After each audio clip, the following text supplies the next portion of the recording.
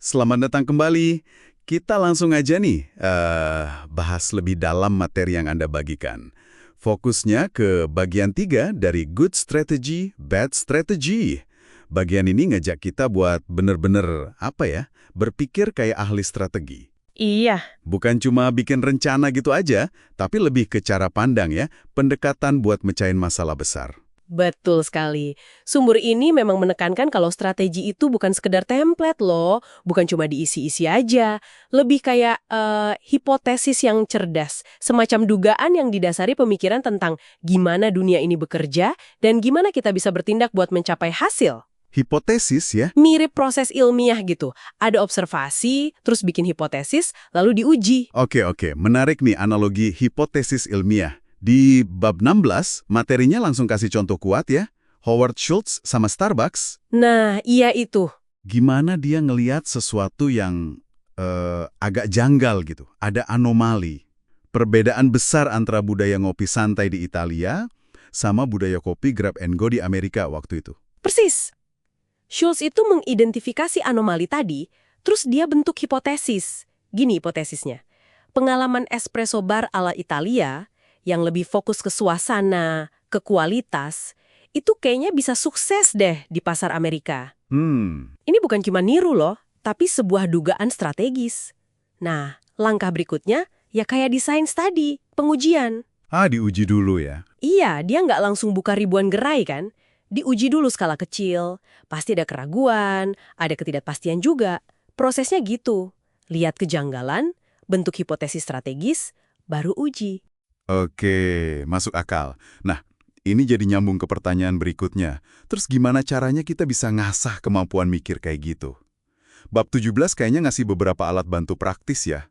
Saya agak tertarik sama ide daftar prioritasnya Carnegie atau gagasan buat aktif mempertanyakan penilaian awal kita sendiri. Iya, teknik-teknik itu kelihatannya sederhana ya, tapi kuat banget dampaknya. Bahaya paling besar itu seringkali penutupan cepat, quick closure. Maksudnya? Maksudnya, kita terlalu cepat puas sama jawaban atau ide pertama yang muncul di kepala.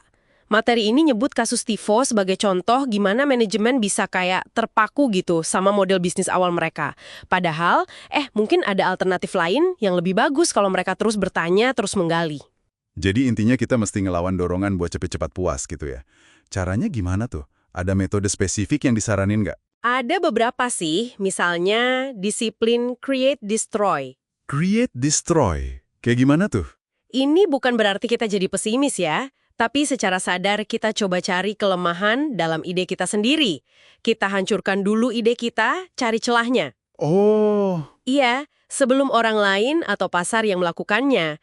Coba pikirin skenario terburuknya apa, cari lubang di logikanya di mana. Terus ada juga teknik panel ahli virtual. Ini menarik nih. panel ahli virtual. Iya, coba Anda bayangkan. Kumpulin beberapa penasehat terpercaya, mungkin tokoh idola atau kolega yang perspektifnya beda. Terus seolah-olah tanya ke mereka, apa sih kelemahan rencana saya ini? Wah, unik juga ya. Ini maksa kita ngelihat dari sudut pandang lain kan? Bener juga. Oke, jadi butuh teknik yang tepat. Tapi, bab 18 ngingetin juga ya, ada jebakan mental yang bisa menggagalkan semua ini. Betul. Disebutin soal social herding sama inside view. Bisa dijelasin dikit nggak? Tentu, social herding itu ya gampangnya kecenderungan kita buat ikut-ikutan orang banyak. Kita asumsi aja kalau semua orang lakuin A, pasti A itu benar. Ikut arus gitu ya? Iya, krisis finansial 2008 itu contoh tragisnya. Banyak banget institusi ikut arus investasi beresiko, padahal sinyal bahayanya udah ada. Tapi diabaikan. Kasus Global Crossing juga mirip. Euforia pasar bisa bikin analisis fundamental yang rasional jadi nggak kedengeran. Ngeri juga ya. Terus kalau inside view itu apa? Nah, kalau inside view, ini keyakinan bahwa situasi kita ini unik. Beda dari yang lain. Jadi pola atau pelajaran dari masa lalu atau dari luar itu nggak berlaku buat kita. Oh, Sering muncul jadi pemikiran, kali ini beda. Bahayanya, ini bikin kita jadi abai sama data statistik, sama pengalaman orang lain yang sebenarnya relevan banget. Kita jadi buta sama pola yang lebih besar karena terlalu fokus sama detail internal kita yang kita anggap spesial. wah. Jadi ada bias buat ikut-ikutan, tapi ada juga bias buat ngerasa terlalu unik ya. Dua-duanya sama bahayanya buat strategi. Tepat sekali. Keduanya itu menghalangi kita buat menilai bukti secara objektif.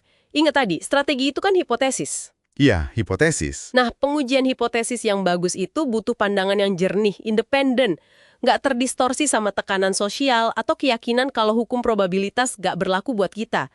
Kemampuan buat mundur sejenak, ambil outside view, lihat pola historis, data industri, pengalaman orang lain, itu krusial banget. Oke. Jadi setelah kita dalami bagian ini, apa nih intisari utamanya yang bisa ditarik buat pendengar kita? Ini kan bukan cuma kumpulan bab aja ya, ada benang merahnya pasti. Benang merahnya itu, menurut saya, berpikir strategis itu sebuah disiplin internal. Disiplin internal ya? Iya, bukan cuma soal analisis pasar atau pesaing aja, tapi lebih ke gimana Anda ngelola proses berpikir Anda sendiri. Anda harus secara aktif memperlakukan strategis sebagai hipotesis yang hidup. Terus, pakai alat bantu kayak prioritasasi atau create destroy tadi buat mempertajamnya. Dan yang paling penting, ya, secara sadar, kenali dan lawan jebakan mental kayak ikut-ikutan atau ngerasa terlalu spesial itu. Berarti tantangan terbesarnya jangan-jangan bukan dari luar ya, tapi dari dalam kepala kita sendiri. Menguasai proses kognitif Anda. Nah, sebagai pemikiran penutup nih buat Anda renungkan. Seberapa sering ya pandangan dari dalam, keyakinan bahwa situasi Anda itu benar-benar unik, mungkin tanpa sadar memengaruhi cara Anda memandang tantangan atau peluang yang lagi Anda hadapi sekarang. Ada nggak asumsi tersembunyi yang perlu diuji lagi? Wah, pertanyaan bagus itu buat direnungkan. Oke, terima kasih banyak sudah berbagi wawasan dari materi ini, sangat mencerahkan. Sampai jumpa di kesempatan berikutnya.